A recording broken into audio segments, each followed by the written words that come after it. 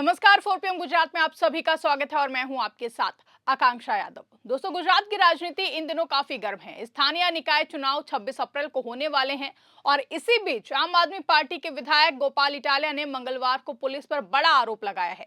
Italia ने कहा है कि सूरत स्थित उनके घर पर पुलिस पहुंची और उनके परिवार के सदस्यों को डराया धमकाया। उन्होंने गुजरात के गृह मंत्री हर्ष संघवी पर सीधा हमला बोला है। जानकारी के मुताबिक स्थानीय चुनाव में अपनी सत्ता डगमगाती देख बीजेपी खेमे में हलचल मची हुई है, जिसको देखते हुए बीजेपी आम आदमी पार्टी को कमजोर करने की नाकाम कोशिशें कर रही है। कहीं उनके प्रत्याशियों के नाम वोटर लिस्ट से हटाने के लिए आवेदन दे रही है तो कभी पुलिस का सहारा ले रही है, जिसको लेकर इटालिया ने एक्स पर पोस्ट करके दावा किया है कि हर्ष संघवी ने उनकी बुजुर्ग मां को डराने धमकाने के लिए पुलिस भेजी है। पुलिस ने मां के साथ बदतमीजी की और सोसाइटी के सिक्योरिटी गार्ड से पूछताछ की है कि गोपाल कब आता है कब जाता है। इटालिया का कहना है कि यह खुलेआम परोक्ष धमकी थी, लेकिन पुलिस का जवाब बिल्कुल अलग है। सूरत के पुलिस कमिश्नर अनुपम सिंह गहलोत ने साफ कहा है कि यह कोई धमकी या फिर बदतमीजी नहीं थी, बल्कि मेहसाणा की एक सिविल अदालत के गैर जमानती वारंट को तामील करने की पूरी तरह कानूनी और रूटीन प्रक्रिया थी। आपको बता दें कि गोपाल इटालिया जूनागढ़ जिले के विसावदर विधानसभा क्षेत्र से आम आदमी पार्टी के विधायक हैं। वो पार्टी के प्रमुख चेहरों में से एक हैं और स्थानीय स्तर पर काफी सक्रिय रहते हैं। इटालिया ने एक्स पर पोस्ट में लिखा कि गुजरात के गृह मंत्री हर्ष संघवी ने आज सारी हदें पार कर दी हैं। आज सुबह संघवी ने मेरी बुजुर्ग मां को डराने धमकाने के प्रयास में सूरत स्थित मेरे घर पर पुलिस भेजी। पुलिस ने मेरी मां के साथ दुर्व्यवहार किया और उन्होंने आगे कहा कि पुलिस ने सोसाइटी के गार्ड से उनके आने जाने के बारे में सवाल पूछे हैं, जो परोक्ष रूप से धमकी जैसा था। इटालिया का आरोप है कि ये राजनीतिक दबाव बनाने की कोशिश है। उन्होंने कहा कि उनकी मां अकेली रहती हैं और बुजुर्ग होने के कारण उन्हें डर लग गया है।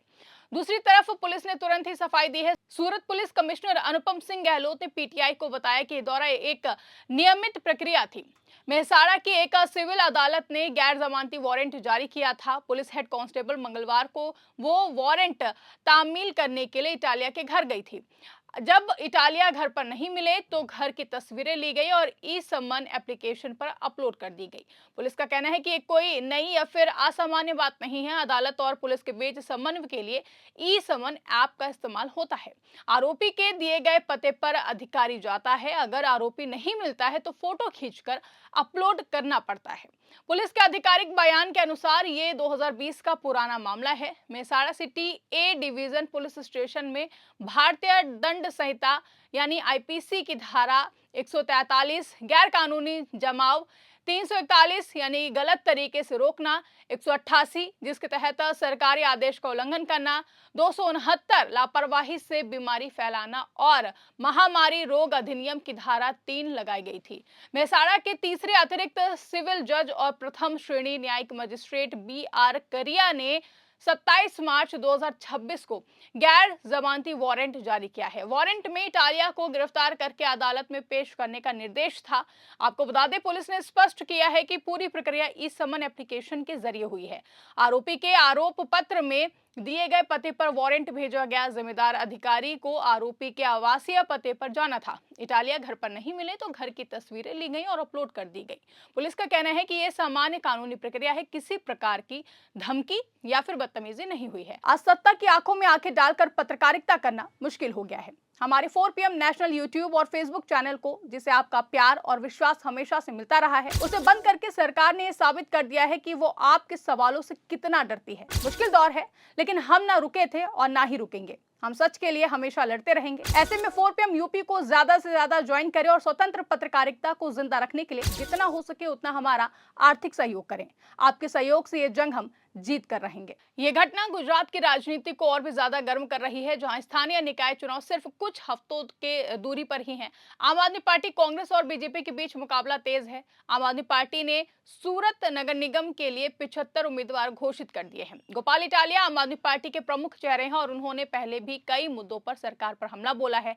अब इस वारंट तामील की घटना को उन्होंने राजनीतिक साजिश बता दिया है। आम आदमी पार्टी की तरफ से तीखी प्रतिक्रिया सामने आई है। पार्टी का कहना है कि विपक्षी नेताओं को दबाने के लिए पुलिस का इस्तेमाल किया जा रहा है। इटालिया ने आरोप लगाया कि गृह मंत्री हर्ष संघवी सीधे तौर पर इसमें शामिल हैं और उन्होंने कहा है कि उनकी मां बुजुर्ग हैं और अकेली रहती हैं। पुलिस का आना उन्हें डराने का प्रयास था। आम आदमी पार्टी कार्यकर्ता भी इस पर आक्रोश जता रहे हैं। दूसरी तरफ पुलिस और सरकार का रुख बिल्कुल साफ है। ये कोई नया मामला नहीं है। 2020 का केस है। अदालत ने वारंट जारी किया तो पुलिस को तामील करना ही पड़ता है। पुलिस कमिश्नर ने कहा है कि प्रक्रिया पूरी की गई है। आरोपी घर पर नहीं मिले तो फोटो अपलोड कर दी गई है। कोई राजनीतिक दखल नहीं था। वहीं यह घटना कानूनी प्रक्रिया और राजनीतिक आरोपों के बीच का अंतर दिखाती है। एक तरफ आम आदमी पार्टी कह रही है कि परिवार को धमकाया गया है, दूसरी तरफ पुलिस कह रही है कि ये एक रूटीन वारंट सर्विस था। कानूनी विशेषज्ञों का कहना है कि गैर जमानती वारंट में पुलिस को आरोपी को गिरफ्तार करके अदालत में पेश करना होता है। अगर आरोपी नहीं मिलता है तो घर की फोटो और रिपोर्ट अदालत को भेज दी जाती है। गुजरात में आम आदमी पार्टी और बीजेपी के बीच तनाव लंबे समय से है। 2022 के विधानसभा चुनाव में आम आदमी पार्टी ने कुछ सीटें जीती थी। अब निकाय चुनाव में पार्टी मजबूत तैयारी कर रही है। इटालिया जैसे नेता पार्टी के लिए महत्वपूर्ण हैं। इस घटना से आम आदमी पार्टी को राजनीतिक फायदा मिल सकता है। पार्टी इसे राजनीतिक दबाव बता रही है। इटालिया ने कहा है कि उनकी मां बुजुर्ग हैं, पुलिस का आना उन्हें डरा गया है। सोसाइटी के गार्ड से पूछताछ ने माहौल तनावपूर्ण बना दिया है। वहीं पुलिस ने कहा है कि ई समन प्रक्रिया के तहत वारंट भेजा गया, अधिकारी घर गए, आरोपी नहीं मिले तो फोटो ली गई, कोई बदतमीजी नहीं हुई है।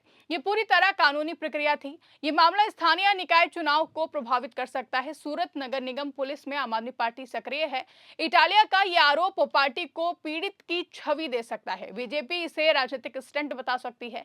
गैर जमानती वारंट में अदालत पुलिस को आरोपी को गिरफ्तार करके पेश करने का आदेश देती है। अगर आरोपी छिप जाता है तो फिर पुलिस को तलाश करनी पड़ती है। ई समन ऐप से प्रक्रिया पारदर्शी हुई है। फोटो अपलोड करके अदालत को सूचित किया जाता है। ये कोविड काल का मामला लगता है। उस समय कई नेताओं पर महामारी नियमों के उल्लंघन के मामले दर्ज हुए थे।